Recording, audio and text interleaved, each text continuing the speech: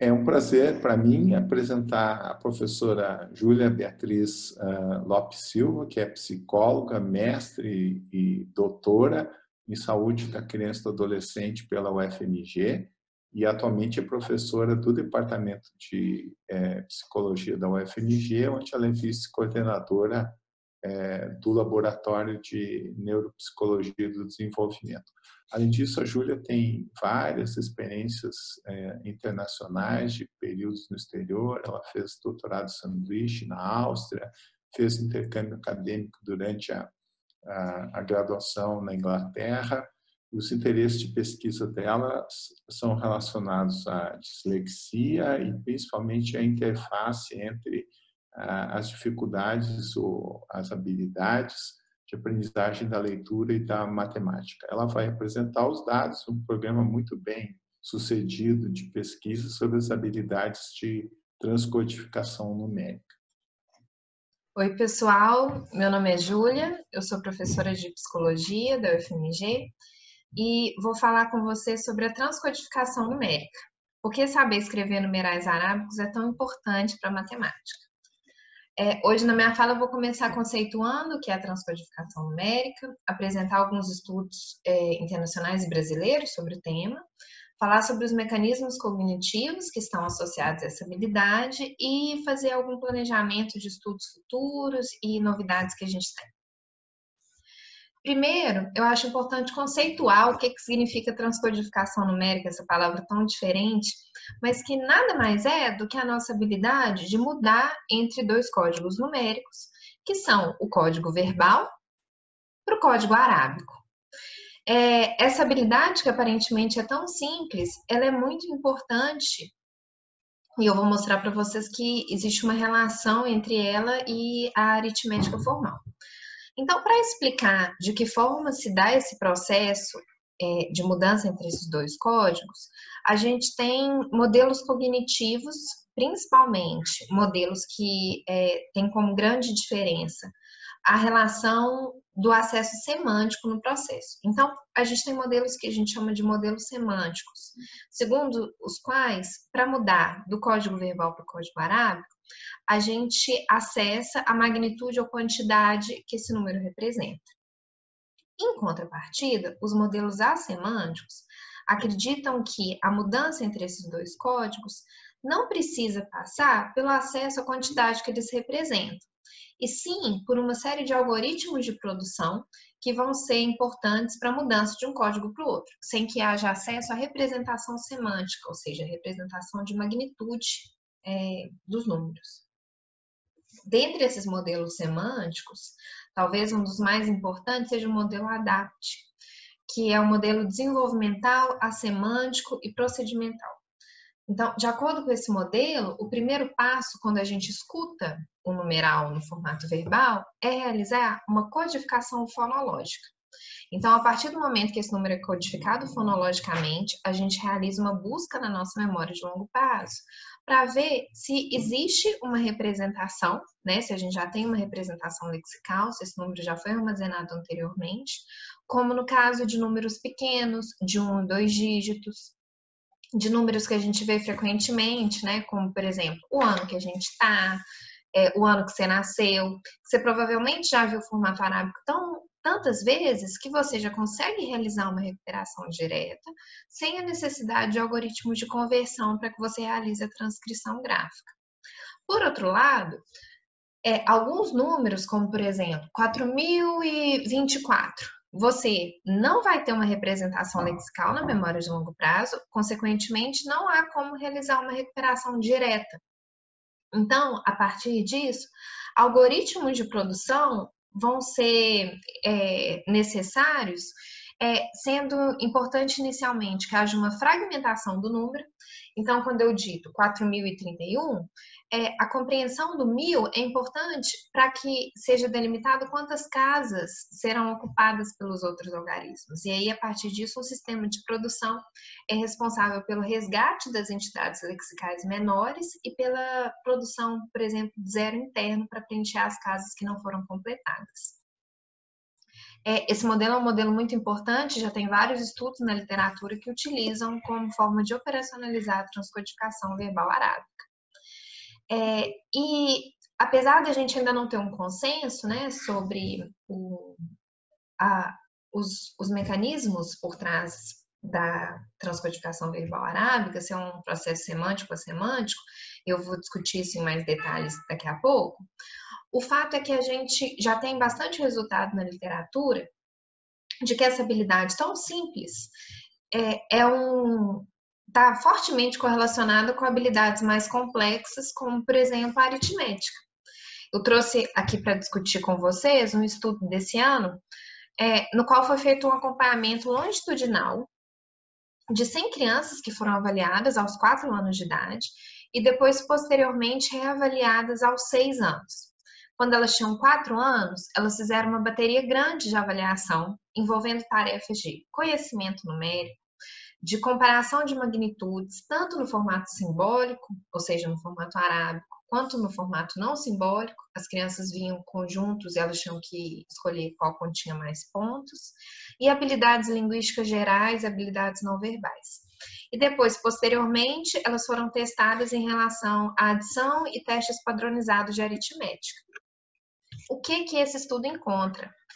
Que a gente pode derivar uma variável latente, que os autores chamaram de conhecimento numérico arábico. Foi uma variável latente composta por tarefas de leitura, escrita e identificação de numerais arábicos. E essa variável latente foi a única preditora significativa de habilidades formais de aritmética 2 anos depois. Esse resultado é um resultado muito importante, porque mostra que essa habilidade tão simples de processamento numérico básico é um preditor importante. No caso desse estudo, ele foi mais forte do que comparação simbólica e não simbólica para a aprendizagem posterior da aritmética formal. E no contexto brasileiro, a gente tem também estudos que vão nessa direção. Eu trouxe aqui o primeiro estudo publicado pela equipe do Laboratório de Neuropsicologia do Desenvolvimento, pelo meu colega Ricardo Moura, que atualmente é professor lá da UNB. O Ricardo fez uma avaliação lá em 2013 de 81 crianças com desenvolvimento típico e 28 crianças que foram classificadas como crianças com dificuldade de aprendizagem da matemática. Essa classificação foi realizada a partir do teste de desempenho escolar, e eram crianças que tinham um desempenho abaixo do percentil 25 no teste de aritmética. Esse grupo era composto por crianças de 7 a 12 anos. E o que o Ricardo encontrou? Quando a gente faz uma divisão entre crianças mais novas, da primeira e segunda série, e crianças mais velhas, da terceira e quarta série do ensino fundamental, a gente consegue observar alguns resultados interessantes. O primeiro é que a escrita de numerais arábicos é mais difícil do que a leitura de numerais arábicos, e que, dependendo da complexidade do número, né, então, a gente calcula a complexidade em termos da quantidade de regra de produção necessária. Quanto mais complexo o número, mais difícil então maior a taxa de erro. E essa taxa de erro ela é maior para as crianças aqui em cinza claro, que são aquelas com dificuldade de aprendizagem da matemática. Esse padrão, ele se repete nas crianças mais velhas, só que a gente pode observar que os itens com complexidade baixa já não impõem dificuldade nem mesmo para aquelas com dificuldade de aprendizagem da matemática. Aqui a gente observa também em relação ao tipo de erro apresentado. A gente tem erros que são classificados como lexicais, que há uma inversão do rótulo do número. Então, se eu digito, por exemplo, 5, a criança escreve 4. E a gente tem erros sintáticos, que tem a ver com uma alteração e uma dificuldade de compreensão do valor posicional. Então, quando eu dito, por exemplo, o número 5, a criança poderia escrever, deixa eu dar um exemplo melhor, quando eu dito, por exemplo, 31, a criança poderia escrever 301. O que a gente observa é que os erros sintáticos, eles são frequentes, tanto em crianças no início da escolarização, quanto crianças mais velhas, e as crianças mais velhas já quase não cometem erros lexicais, nem mesmo aquelas com dificuldade de aprendizagem da matemática. A partir daí, a gente fez também uma avaliação mais psicométrica dessa tarefa, que foi a primeira versão que a gente desenvolveu no laboratório, que era composta por 28 itens, Por isso o nome desse artigo, From 5 to 5 in 5 Minutes, é uma tarefa simples, rápida e de triagem das habilidades de transcodificação. Nesse estudo, então, a gente tinha uma amostra de 683 crianças controle, sem dificuldade de aprendizagem na matemática e na escrita, e um grupo de 103 crianças que tinham desempenho abaixo de 25 no subteste de aritmética do TDE. É importante ressaltar que não tinha diferença de idade entre esses dois grupos. E o que a gente encontra aqui, dessa vez com uma amostra maior, que na primeira e na segunda série, existe uma diferença significativa entre as crianças com dificuldade de aprendizagem de matemática, que aqui a gente consegue ver representado em vermelho, e as crianças controle, que aqui está representado em azul. Já essa diferença não é mais significativa na terceira e na quarta série. A partir daí, a gente pode concluir, então, que a tarefa de transcodificação numérica é uma tarefa interessante para avaliação de crianças mais novas. Aqui a gente vê também uma análise de curva ROC, que a maior área sobre a curva foi no segundo ano, e que no quarto ano a gente já não tem resultados tão importantes, né, usando como variável critério aí o teste de desempenho escolar aritmético. Então, dado que a gente consegue concluir que essa é uma tarefa importante, que tem uma relação consistente com as habilidades de aritmética e desempenho escolar, uma outra pergunta que se faz presente é quais seriam os mecanismos cognitivos que influenciariam no desempenho da escrita de numerais arábicos. E eu queria pontuar 3 para vocês que são discutidos na literatura. O primeiro diz respeito a se há ou não o acesso semântico na realização da transcodificação verbal arábica. E como que a gente pode medir e operacionalizar esse acesso semântico? Geralmente, na literatura, quando a gente está pensando nos processos não simbólicos associados à aritmética, a gente tem bastantes estudos na literatura que apontam que a acuidade no sistema numérico aproximado tem relação e impacta a aritmética formal e a matemática. Esses estudos às vezes são um pouco controversos, alguns autores mais recentemente têm pontuado mais a importância do papel simbólico, mas esse seria um déficit de domínio específico importante para a aritmética. E a gente não sabe ainda se a acuidade do NS também estaria associada à transcodificação numérica.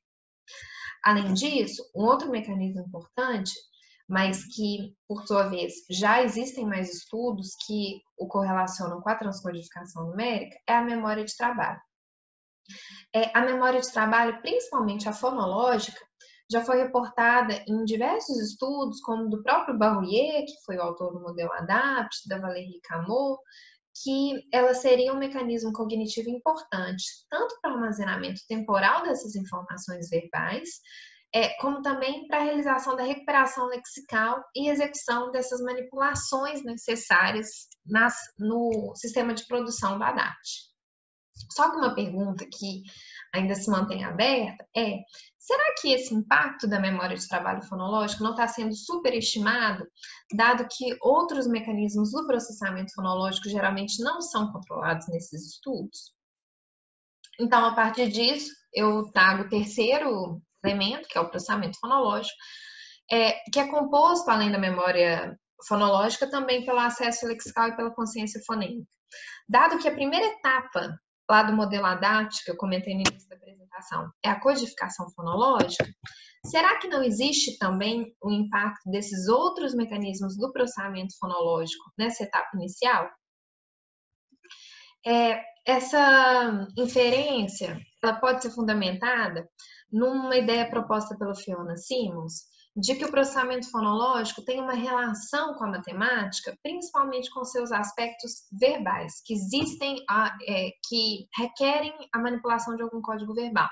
Porque tem parte da matemática que você não precisa ter acesso a nenhuma representação verbal, como, por exemplo, olhar 2 conjuntos de ponto e, sem contar, dizer o que tem mais. Por outro lado, outras habilidades exigem o resgate de um rótulo verbal que representa um número ou uma quantidade. Então, a Fiona Simons propõe que no nível biológico, a gente pode pensar que déficits de conectividade no giro angular esquerdo causariam prejuízo no processamento fonológico. Então, as crianças teriam representações fonológicas pouco específicas. Por sua vez, a memória de trabalho fonológica e o resgate lexical seriam prejudicados. E, na matemática, isso impactaria tanto na tabuada, os fatos aritméticos, né, que é um processo muito verbal. A gente resgata, né? Se eu falar assim, 4 vezes 2, você não faz o procedimento, né? Você já resgata automaticamente. E também um processo de contagem mais lentificado, pela lentidão de acesso a esses códigos fonológicos. Só que algo que falta nesse modelo diz respeito ao terceiro subcomponente do processamento fonológico, que é a consciência fonêmica. Então, será que esse outro subcomponente do processamento fonológico também não impactaria uma outra parte da matemática que também tem um componente verbal, que é a transcodificação numérica? Essa pergunta é uma pergunta que ainda não foi extensivamente investigada na literatura. No LND, a gente desenvolveu uma série de estudos que eu vou mostrar para vocês, só que na literatura internacional, a maior parte de estudos que investigam relação de processamento fonológico com a cognição numérica tem um foco nas habilidades de cálculo. Um estudo um pouco mais recente, de 2017, já fez uma avaliação mais completa nesse sentido, usando como estratégia metodológica para avaliar o processamento fonológico a utilização de uma amostra de crianças com dislexia. O que isso tem a ver com a avaliação do processamento fonológico, né? A maior parte dos estudos na literatura aponta o déficit no processamento fonológico como a principal causa cognitiva dos prejuízos de leitura apresentados pelos disléxicos. Então, nesse sentido, avaliar como que as habilidades de matemática em crianças com dislexia do desenvolvimento é importante porque seria uma medida proximal do impacto do processamento fonológico, né? A gente poderia fazer essa extrapolação. Então, nesse estudo, os autores investigaram 47 crianças com dislexia do 3º ao 5º ano e encontraram que no teste ZAREC-R, que é um teste amplo de avaliação de habilidades numéricas, apenas a escrita de numerais arábicos e a leitura de numerais arábicos foram subtestes nos quais as crianças com dislexia tiveram um score Z menor que -1. Né? Então, as outras habilidades avaliadas pelo ZAREC não impuseram tanta dificuldade para as crianças com dislexia. Só que existem alguns problemas com esse artigo, que é importante, né, a gente reconhecer para pensar em pesquisas futuras, que o ZAREC tem poucos itens para cada um dos domínios, não foi utilizado grupo controle, então será que os franceses nessa idade também não teriam dificuldade? Não houve controle de outras variáveis cognitivas, que poderiam também estar relacionadas a esse prejuízo, como a memória de trabalho verbal, e também não foi realizada uma avaliação mais detalhada da transcodificação numérica, como impacto diferente em determinados tipos de erro, ou tipos de item que são mais ou menos difíceis para as crianças. E aí, a partir disso, então, no Laboratório de Neuropsicologia do Desenvolvimento, a gente desenvolveu e, na verdade, ainda vem desenvolvendo uma linha de pesquisa que enfatiza de que forma o processamento fonológico, de que forma e de quais formas o processamento fonológico, então, impacta nessa escrita de numerais arábicos. Eu vou apresentar 2 artigos que a gente já publicou. O primeiro é esse, Phonemic Awareness as a Pathway to Number Transcoding. Tinha 2 principais objetivos. A gente queria, então, dentro desse pool de mecanismos cognitivos que investiga a transcodificação, que impacta a transcodificação, ver de que forma a memória de trabalho, tanto a fonológica quanto a visoespacial, a representação de magnitudes simbólicas que a gente mediu através da fração de Weber e a consciência fonêmica estariam relacionados com a escrita de numerais arábicos. Mais especificamente, a gente quis ver se haveria um papel específico da consciência fonêmica aí. A gente avaliou para isso 172 crianças brasileiras do 2º ao 4º ano com inteligência normal.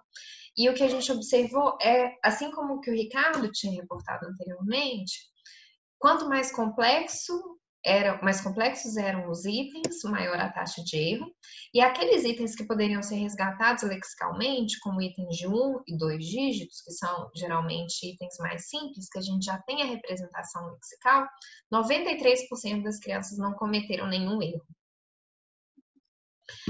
A gente fez uma análise de regressão, então, colocando essas variáveis, o que a gente observa é que, ao contrário, né, do que alguns estudos anteriores já tinham apresentado, a memória de trabalho fonológica, que é representada pela tarefa de dígitos, ordem inversa, não foi um preditor significativo, não foi significativamente associada com a escrita de numerais arábicos, e a consciência fonêmica foi.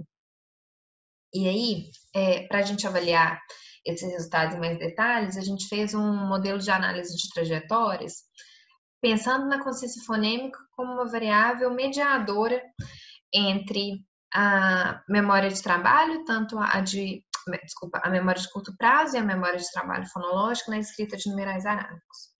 E aí, a gente também colocou como variáveis exógenas a memória de curto prazo e a memória de trabalho visoespaciais e a fração de Weber como a medida de acuidade do sistema numérico aproximado.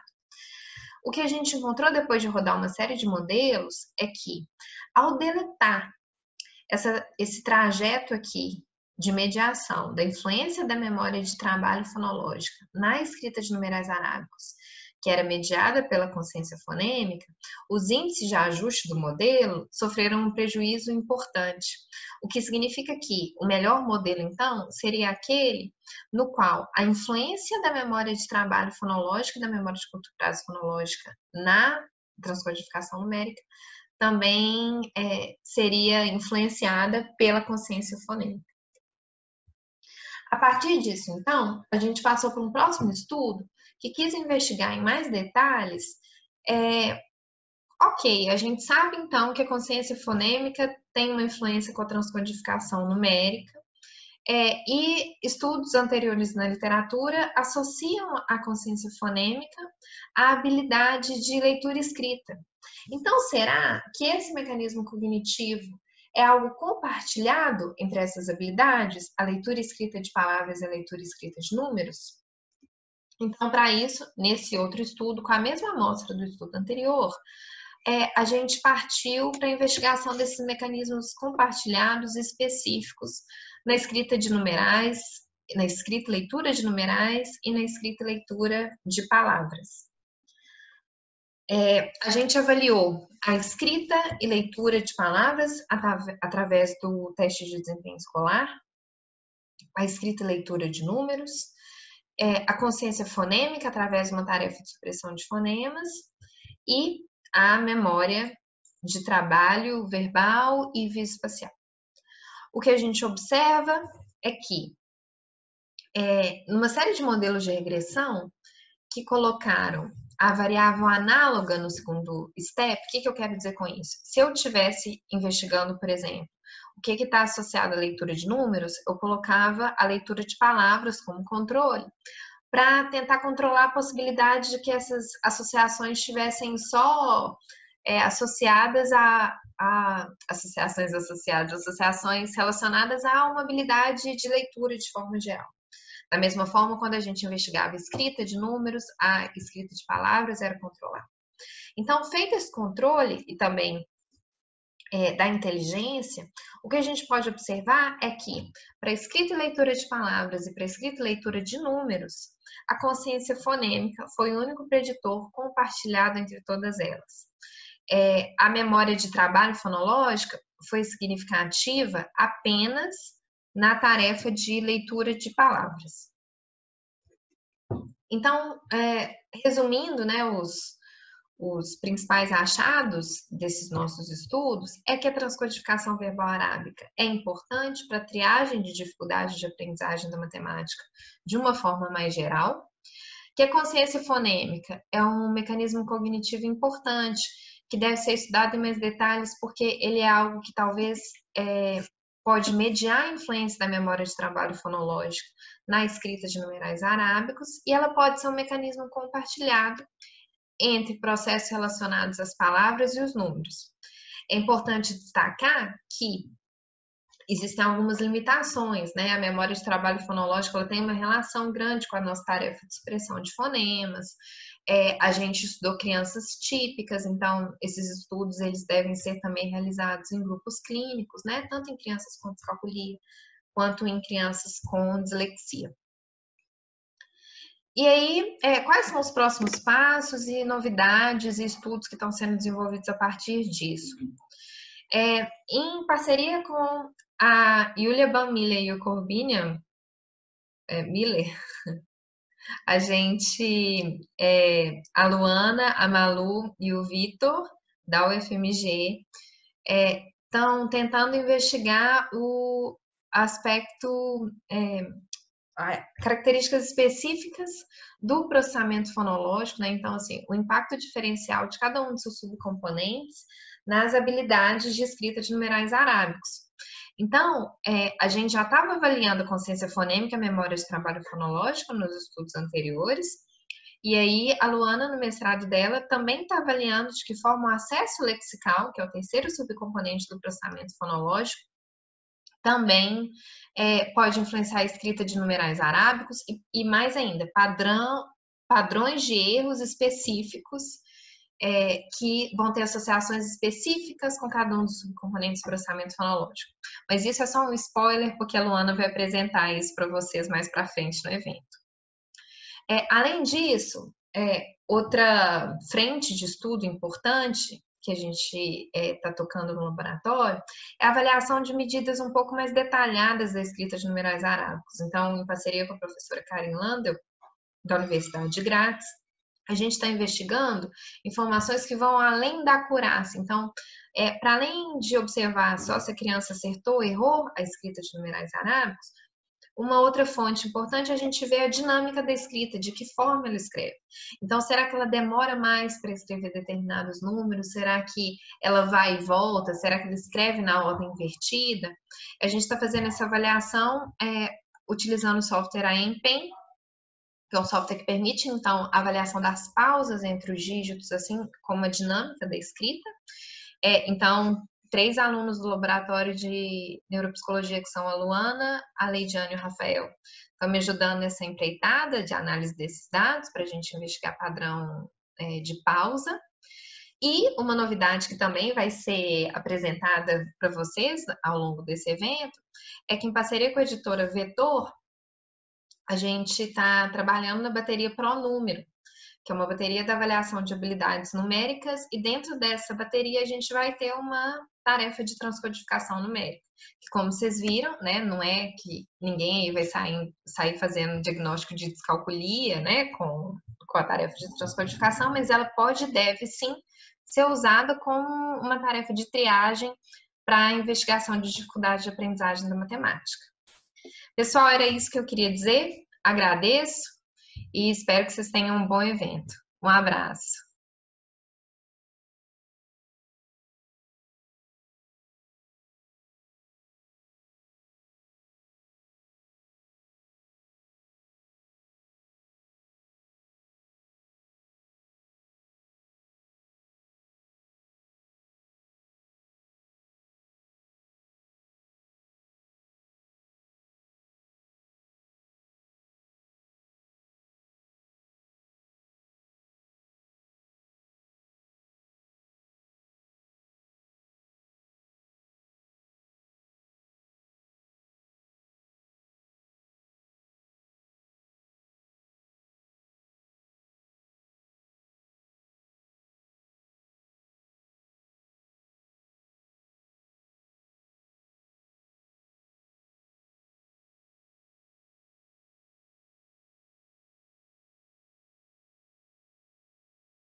Olá, nossa próxima palestrante é a professora Carla Minervino, da Universidade Federal da Paraíba.